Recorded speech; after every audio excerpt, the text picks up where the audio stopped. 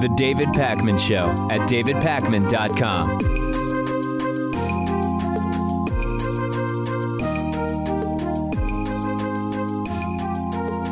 Sales of AR-15 and similar rifles have exploded after the horrific shooting at the Orlando gay nightclub Pulse, where Omar Mateen, 29-year-old, killed 49 people and injured more than 50 others. Authorities say that he used a .223 caliber AR-type rifle as well as a 9mm semi-automatic pistol in that shooting. You'll remember that Adam Lanza, the gunman behind the 2012 Sandy Hook shooting, used also an AR-15 and its 30-round magazine to kill 26 people in under 5 minutes.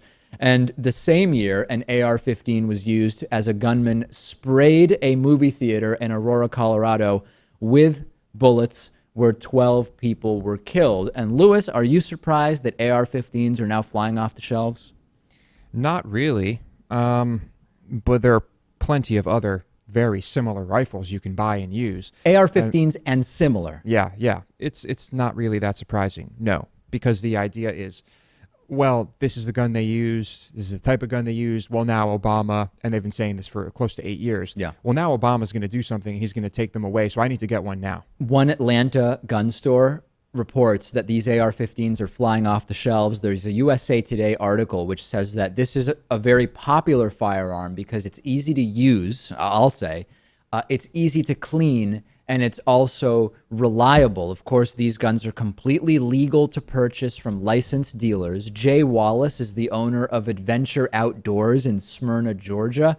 He says he's seeing two types of customers buying the AR-15s. Oh, okay, this is interesting. Maybe he sees the customers who are really concerned about their safety and home defense. Maybe that's what he's seeing. No. He said, quote, "There's one that's buying them for an investment, and the other one is the person that's buying them because they're afraid they won't be available. They're afraid the government is going to take them away."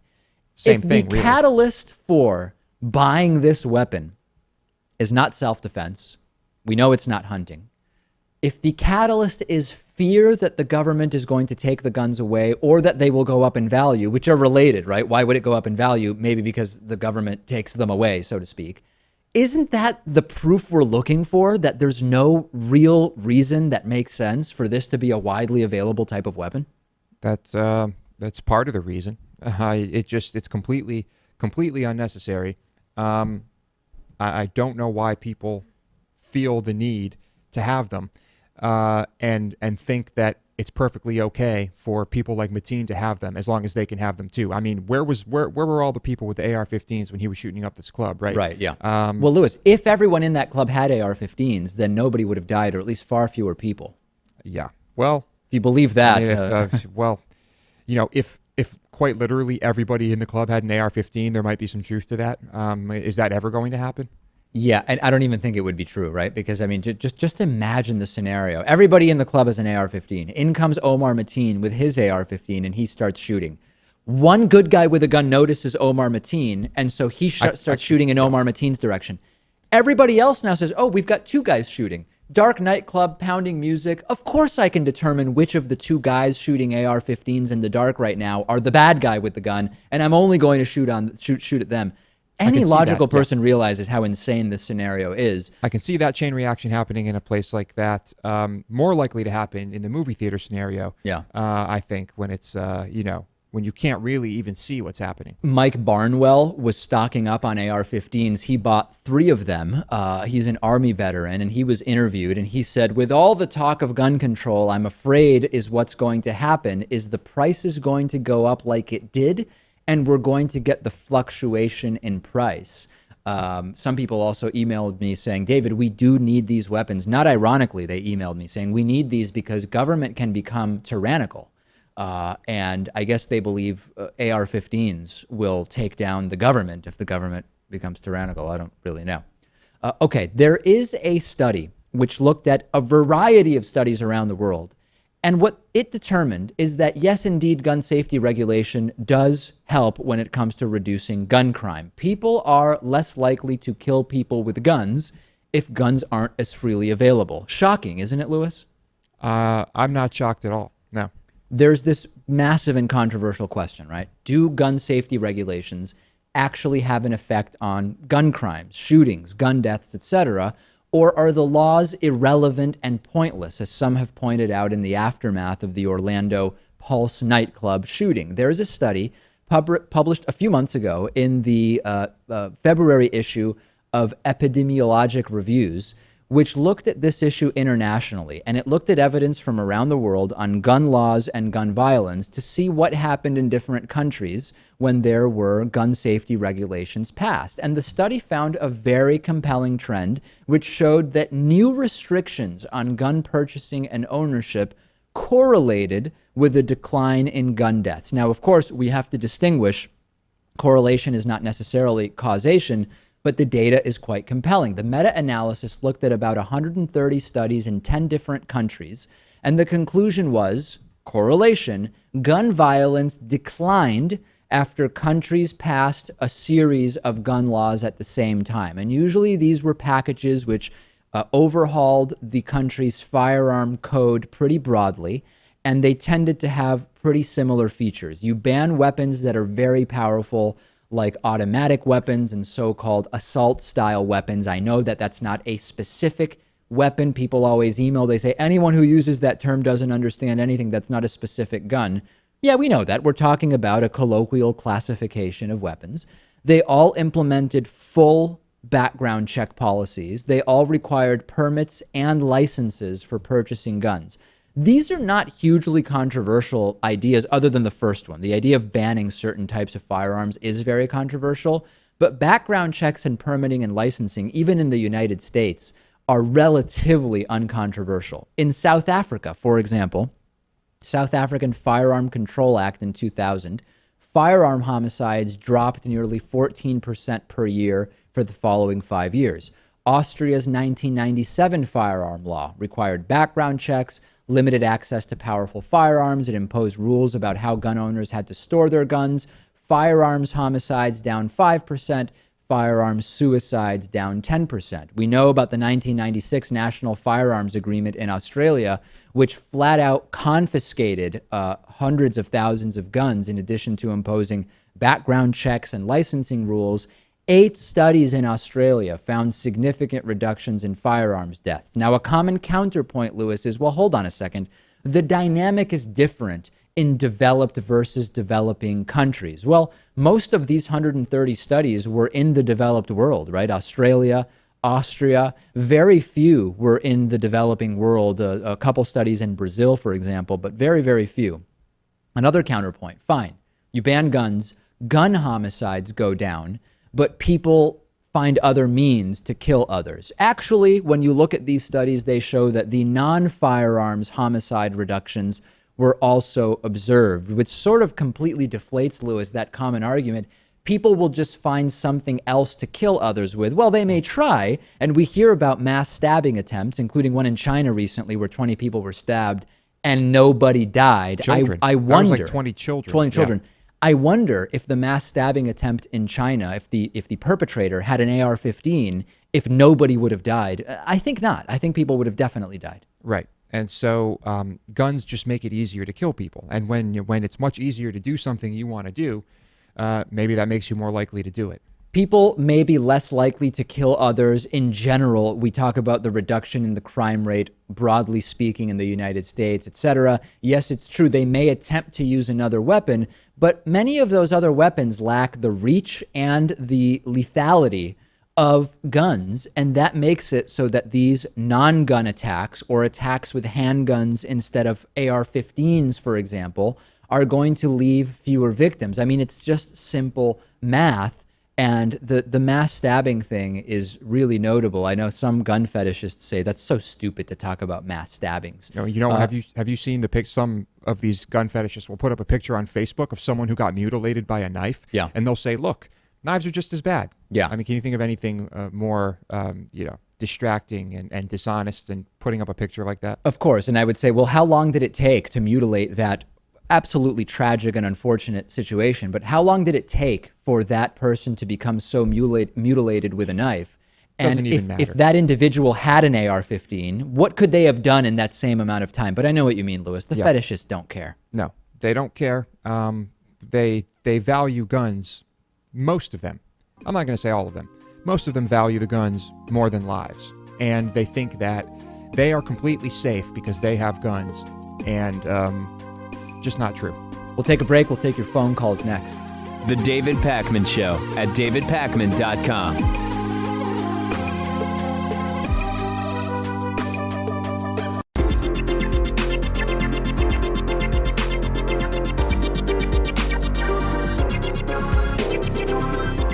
The David Pakman Show at davidpakman.com. Today's new member of the day is Chris Crook. Chris Crook signed up at davidpakman.com/membership and is generally a really good guy. Join Chris, support the show, davidpakman.com/membership. Lewis, let's take some calls. 617-830-4750 is the number. Who's joining me today? Hi, I'm Nicholas from Toronto, Ontario, Canada. I think this is our first call from Canada, if I recall correctly. Nick, what's on your mind? Oh, great. I want to ask your position on the Cyprus problem. I'm sorry, on which problem? The Cyprus problem. Specifically what? Well, Cyprus has been under illegal occupation from Turkey since 1974, and there's been some recent remarks by Joe Biden in official White House statements. So I just want to know if you or your show has a position on the ongoing issue. No, I've not taken a position on it. I am not a scholar of that conflict. What's your position? Well, I'm Canadian, but I'm also of Cypriot descent, so I do support the Greek Cypriot side, which is the legal state that is supposed to cover the sovereignty of all Cyprus. All right, fair enough. I mean, Lewis, do you have a strong position on this? I don't really. I actually recently, went to Greece, went to Turkey.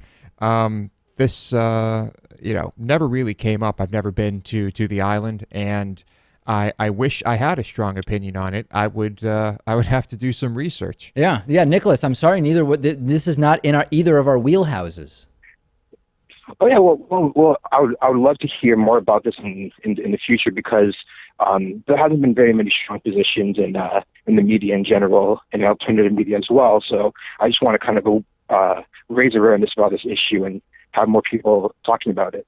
All right. Well, thank you very much. Nicholas from Canada joining us on the live call segment.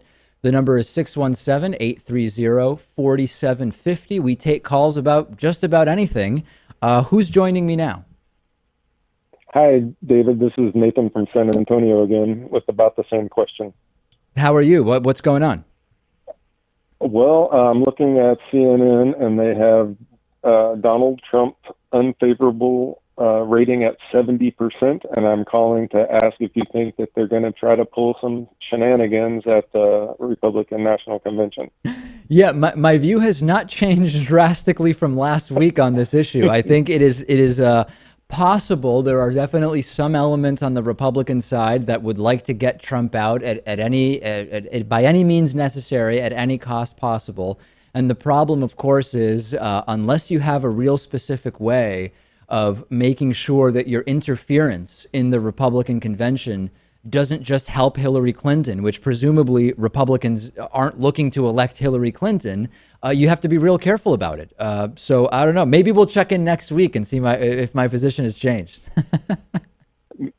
Yes, maybe he'll comment further on his racist bigot dogma. Yeah, well, I mean, of course, we've been talking about that. There's no shortage of commentary on that on the show. All right, thank you so much for the call. We'll keep proceeding here. We're taking your calls at 617-830-4750. And I am told that we have another caller on the line. Hello. Hello, David. This is Patrick Fell. I live in Baja California, Mexico. Terrific. And, there's going to be a delay because I'm on a phone that's through my router. All right. Well, thank you for letting me know. What's your question? Well, I have a couple of things to talk about. One is a recommendation. I've been watching your show for about 4 months. I've been a member for about 3 months. Thank you. And I feel it's somewhat unprofessional when you're showing a video of someone you don't care about, like Trump or someone, to laugh in the background off camera. It doesn't do Sort of like I'm doing right now. Yeah, I mean, why is that a lack of professionalism, though? Well, it's funny, when you're on camera and doing it with video, it seems to be all right, but it really bothers me. It's like you're snickering, you know? Yeah. Anyway. Listen, Lynn, I do an honest show, and sometimes I cannot suppress laughter because I am discussing or watching a video that is just funny. And, you know, I'm presenting the full me to the audience, and the laughter is just part of it, you know? And if it comes off as unprofessional, then I do apologize. Okay. The other thing I want to talk about 3 weeks ago, you were talking about the phrase social liberal, fiscal conservative. Mm-hmm. And you said it can't exist. Well, I said that about myself for many years. Me too. I'm 77 years old, so yeah, I've been saying it a long time. What I did was I went to the dictionary. I went to the American Heritage College Dictionary and looked up conservative. And the third definition was cautious, and that's what I feel I am. I believe in the social welfare, helping people. I believe in Medicare. I've supported these things all my life.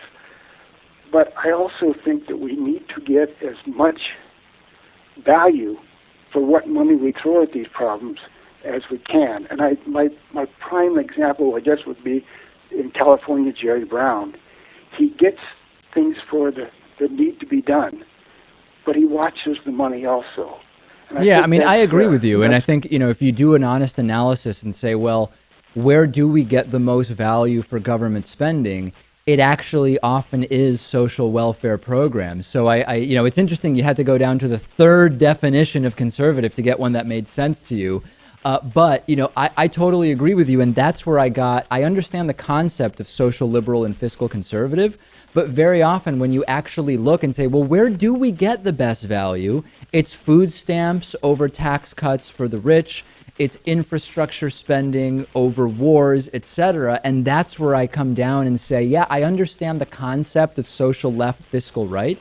But in practice, it just often doesn't happen. And I hope that makes some sense to you. And I really do appreciate the call. And, you know, I do always apologize for any perceived unprofessionalism that may come from laughter on the show, but there does tend to be a lot of it.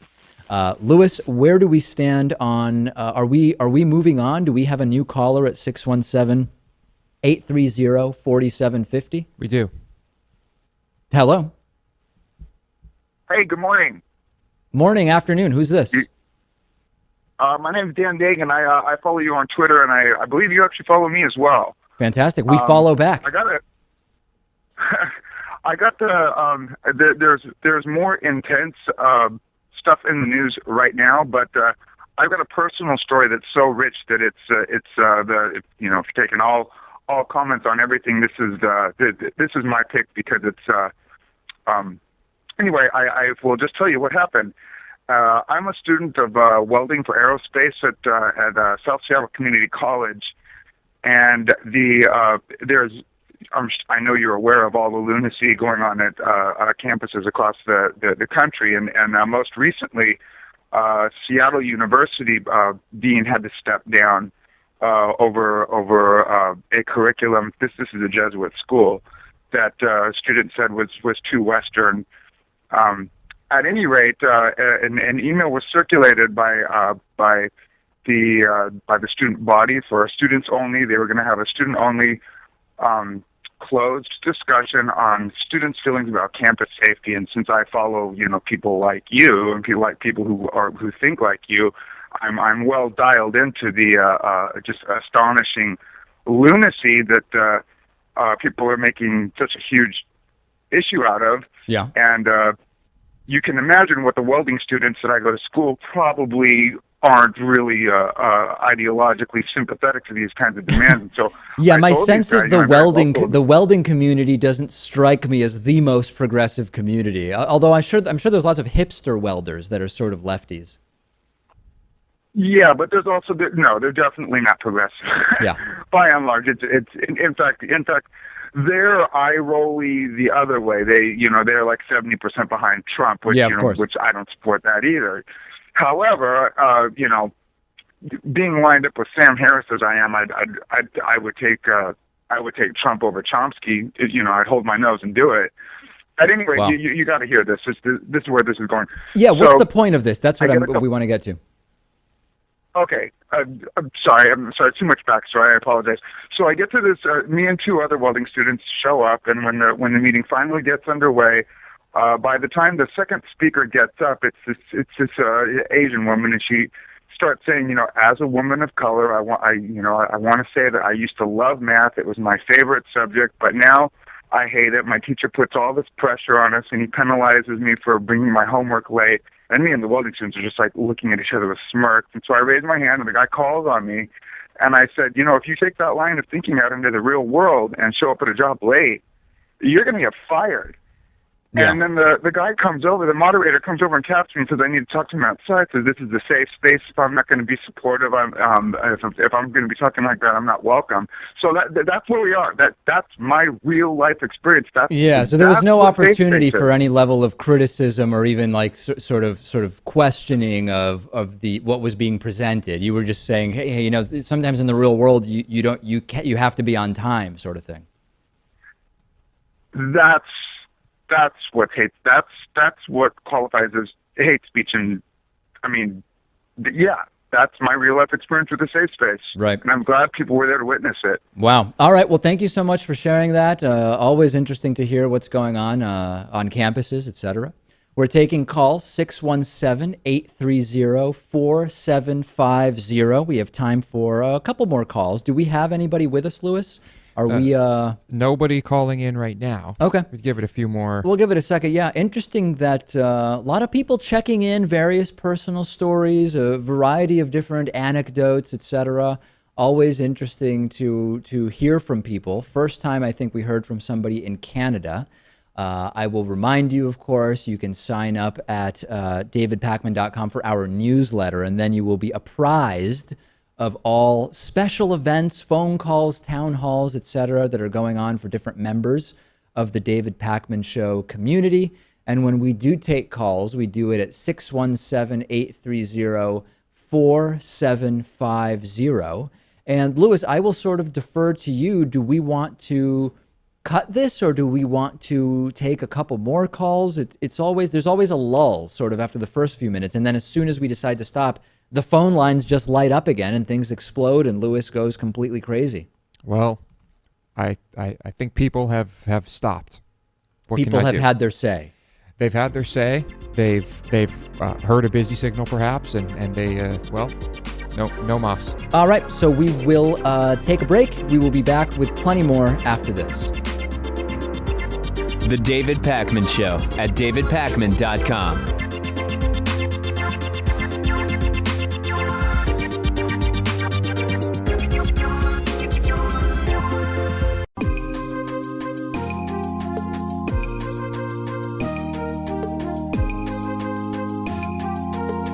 Welcome back to the David Pakman Show. All right, in the wake of the slight increase in interest in libertarianism as a result of Donald Trump being the Republican nominee, today we're going to go back to an interview I did back in 2012 with Stephen Goldstein, where we explored how and why so many right-wingers become obsessed with Ayn Rand. How does it happen? And the context is, right now, because of the selection, the presumptive selection of Donald Trump as the Republican nominee, you see more and more individuals saying, hey, there's another option if you're conservative, which is libertarian Gary Johnson. And of course, Ayn Rand is, the texts of Ayn Rand, very, very popular, almost fetishistically so, with some libertarians and small government right-wingers. And it seems like this is a great time to go back and review our interview with Stephen Goldstein. Why are some and so many right-wingers obsessed with the ideas of Ayn Rand?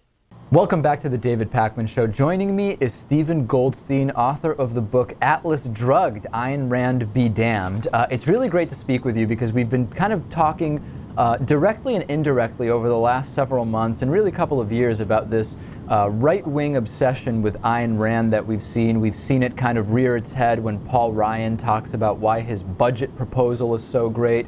We see it come up a number of different ways. Let's start with, how did this obsession with Ayn Rand begin among the American right? Well, actually, it has a history that goes back over 50 years. Atlas Shrugged, which is the book that I have used as a foil against mine, or mine as a foil against it. Atlas Shrugged was published in the United States in the late 1950s. And if you go back, if you lived then or know anything about the time then, it was a time of the Cold War, when anything that was anti-Soviet, anti-communist, anti-socialist resonated in this country.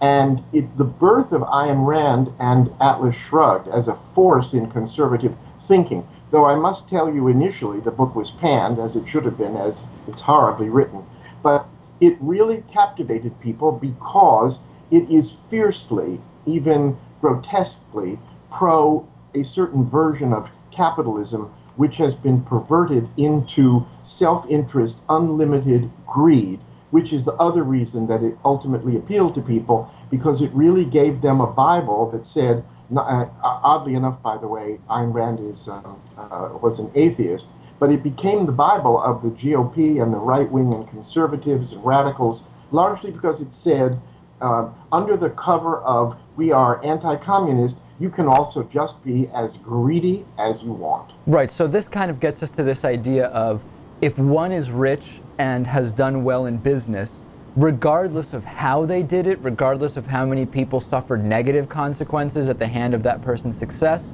that is a successful person, that is someone that we want leading us, and that is a good person. Is that not basically the idea?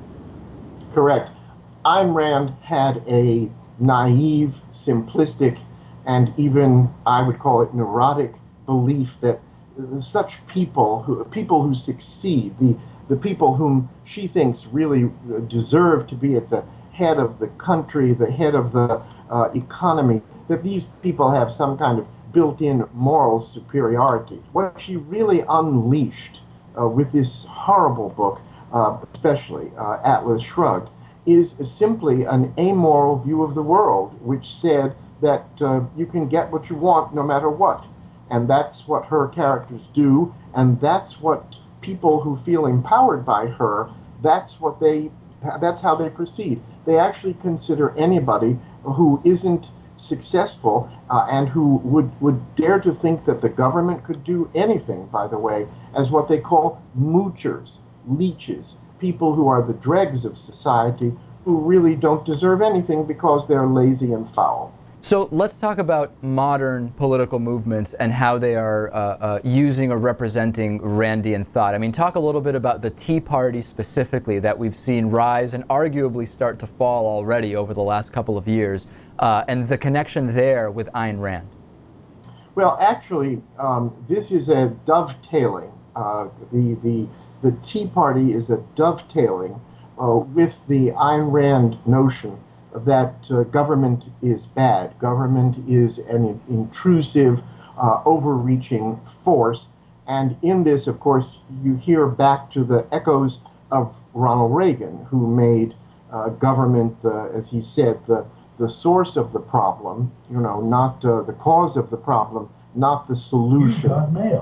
And so what happens is this whole kind of fabric of anti-government, which we've heard now for well over 30 years, has really come to a head in the dismantling, slowly, of the entire social structure that has been there, really going back to FDR, going back before Teddy Roosevelt, and basically dismantling what we have now come to accept as the modern United States, which has a balance of individual initiative and social security, infrastructure that helps people, And this would all be wiped away in the Andean world, the Randian world. These are people who really want to do away with everything that we've taken now for granted as the United States government.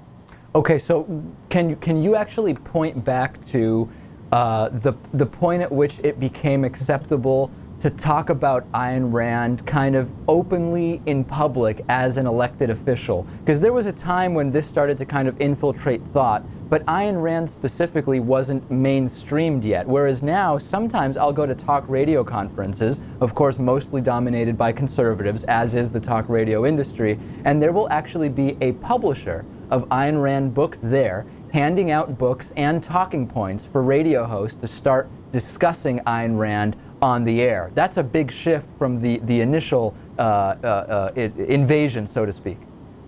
Well, I don't know if I can point to a single time when this changed. I would say that the climate for this kind of rhetoric to begin and to build really goes back to Ronald Reagan, because that's when small government is bad, that begins to emerge. And the big architect of this, Grover Norquist, who began to destroy government by getting people to pledge never to raise taxes, Grover Norquist was really given the go-ahead to do this by Ronald Reagan.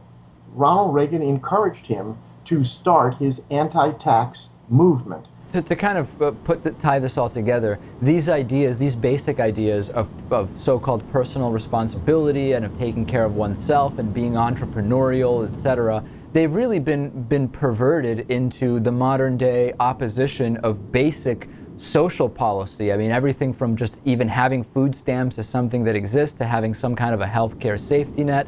These Ayn Rand basic ideas have really been pulled out and now are being almost held hostage, aren't they, by Republicans to oppose modern social policy? If you want to get a model, if people want to understand what Ayn Rand can lead to, as I explain throughout Atlas Shrugged, it's get a look at what happened to New Orleans when the government failed to exert any kind of constructive help for all of those countless people who wound up destitute. That's the image that people should have in mind. But it's not just as the result of a hurricane. It's no Medicare, no Medicaid, no Social Security, everything paid for point of purchase. It's what's behind privatization. It is the literal dismantling of this country into a series of private fiefdoms so you can pay for services and products just as though you were going to the grocery store. Forget any kind of social compact. It's a horror show.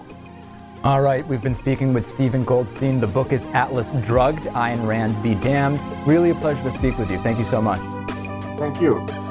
The David Pakman Show at davidpakman.com.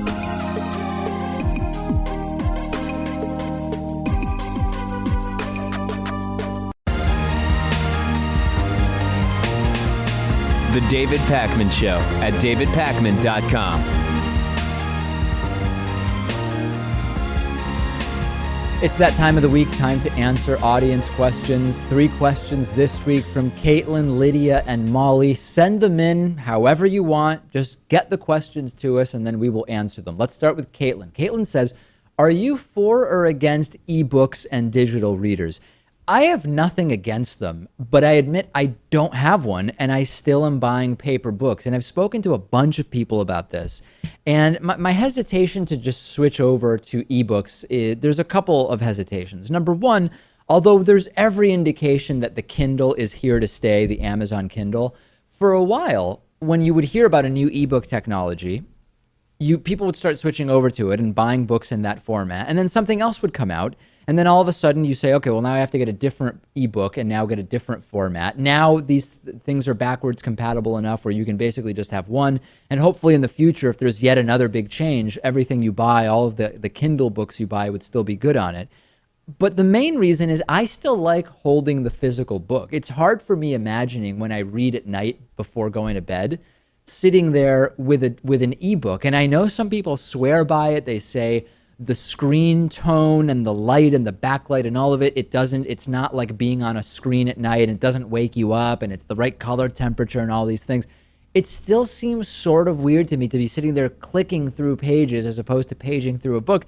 Maybe this is one of those things where I'm starting to show age, where to people that are much younger, this would not even be a consideration. They'd say, well, yeah, why wouldn't you just sit there with an ebook? You can download the books on there. You can carry an unlimited number of books instead of having physical books. They don't take up space in your house, etc. I still am on physical books. Okay. Yeah. Well, you're just months away at this point from Get Off My Lawn. I am a huge fan of these. Now, let me tell everyone. You don't read. I consume my fiction in other ways. There's nothing better than ebooks for people who do not read, and that's what Lewis is being very clear about. Yeah, great.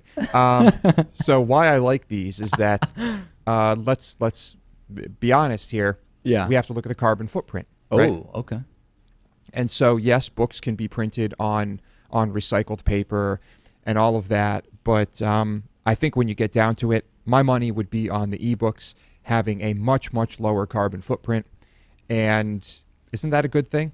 Of course, that's always a good thing. And not to mention the number of books you can put on one of these things. Yeah. It's just so much more practical. There's no doubt. And this actually leads into our next question about minimalism and decluttering. The idea of a lot of people have books that take up a lot of space in their house. In fact, they're probably the item that I have the most of in my house, unless you want to get down to counting, grains of sugar. I have more than books. But other than that, I probably have more books in terms of the number of items in my house than anything else. You have to figure out, well, what bookcases do I get and where do I store the books and how do I organize them? Do I organize them by genre, or do I organize them alphabetically, or do I just toss them in and then never am able to find them again? I totally get it. And I told a longtime fan of the show and friend Greg Stevens about this when I met him for brunch in New York City a few months or a year ago. And he said, you really should talk to more people about this because your view is a little bit retrograde. I think he was a little nicer in terms of the vocabulary, but he was basically saying, like, you're kidding, right? The reason is you just like books.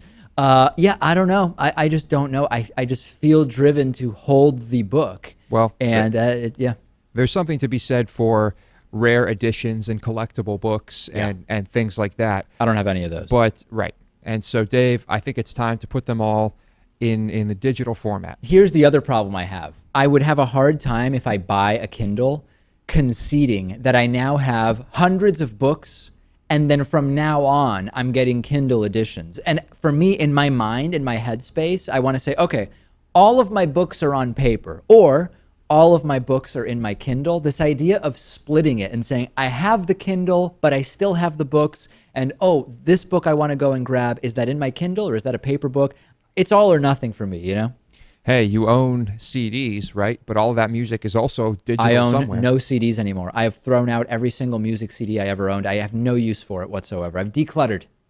Okay. All right.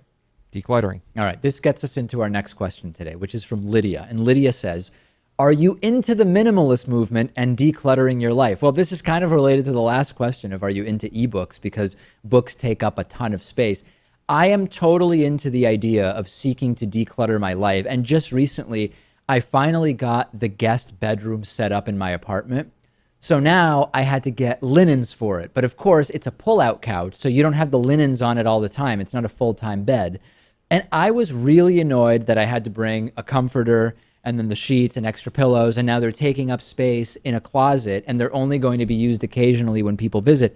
I would love to just get rid of stuff. All extra. I've started getting rid of even extra knives. You know how a lot of times it's like, hey, listen, I've got 4 good chef's knives. That's great. It's great to have 4. Wait a second. When will I ever need 4 chef's knives in my kitchen?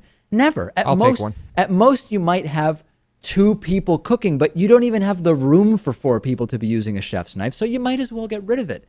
And just trying to get rid of items. So I'm totally in favor of it. And it really has made me realize just how many items I have or just hanging around. Yeah. I don't know if I'm a minimalist when it comes to the amount of things I own. I'm certainly not a hoarder. I'm certainly not, a collector, right? If you will.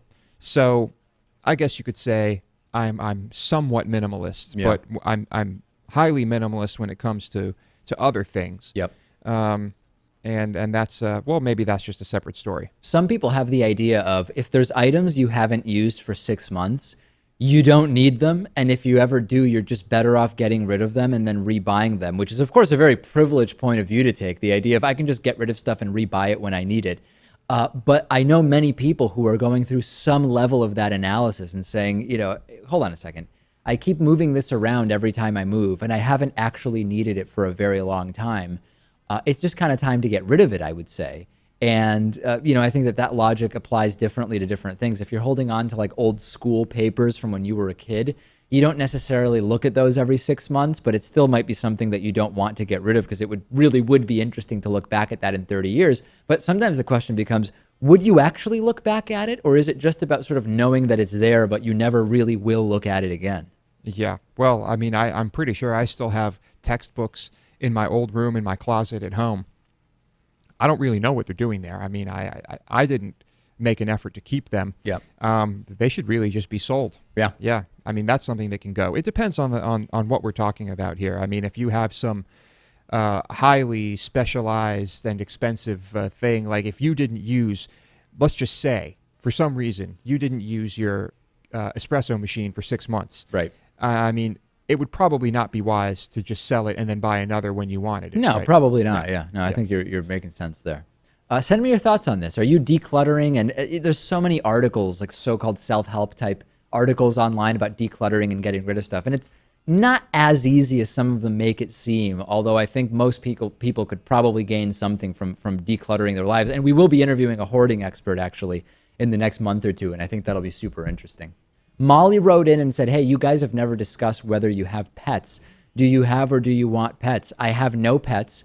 I am not a cat guy at all. I really don't see myself having a cat. I like dogs. I would love to have a dog, but I also have sort of decided not to get one right now because I like the freedom to just make the decision of, today I'm deciding to go away for 3 days and it doesn't make sense to have a dog with me. And I don't want to have to figure out where the dog stays or pay for dog boarding or whatever the case may be. And I don't want hair all over my place. So for me right now, even though I like the idea of a dog and I like dogs, I've decided not to get a dog. Yeah. I would probably go with a cat over a dog. Really? Are you a cat guy? Would you say that? Yeah, I'm a cat guy. Wow. Yep. Wow. It's true. And so, I mean, I love dogs too. Don't get me wrong. I love all sorts of animals. It's just that that's my preference. I don't own a cat. I used to. And I have no plans to own a pet because, well, yeah, I just don't want to deal with the responsibility. Yeah. The impact on your lifestyle is not something you're interested in right now. Is that fair to say? It'd be a pretty minimal impact on my lifestyle, but still, it would be there. Yeah. And I mean, as far as, are there any other pets you would even consider? When I was a kid, I had a pet turtle and it got into some bleach in the terrace washer dryer room of where I lived in Argentina and died. And I remember, my parents explaining to me, like, the turtle died and, the trash truck took it away. And then literally as we were having that conversation, a trash truck drove by and I broke down into tears because I imagined my turtle on that specific truck. Ah. And since then, I've not really had pets. My dad does have a dog now. And I did, as people might remember, the kennel cough incident, as I described on the bonus show a couple of times. I did watch the dog for a couple of weeks last summer. And it was fine. I love the dog, but it's a big responsibility, and I'm not that interested. Like ferrets or fish. I don't know. Nothing else really appeals to me. Yeah, I do like ferrets. They're Really? pretty smart. They kind of stink. But I don't see myself getting one. I mean, it would most likely be a cat. And you kind of have to get lucky with cats. You could get a cat, and it could be a very miserable creature. Yeah. But you can get lucky and have a great cat too. I think dogs are. You're not gambling as much with a dog. You think? Yeah. All right. Given your predilection for brutality and heavy metal, I could see you having like an aggressive snake where you feed it live mice or whatever.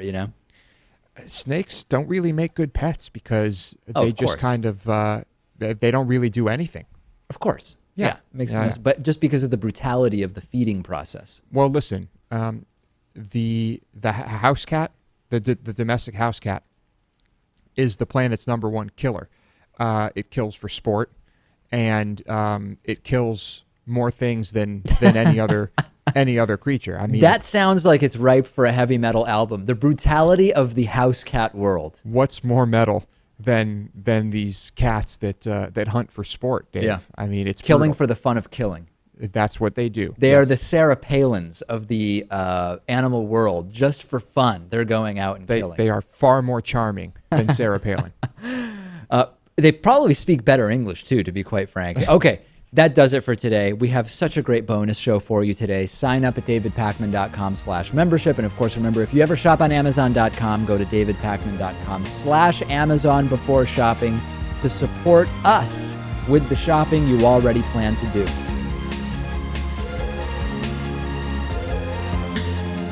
The David Pakman Show at davidpakman.com.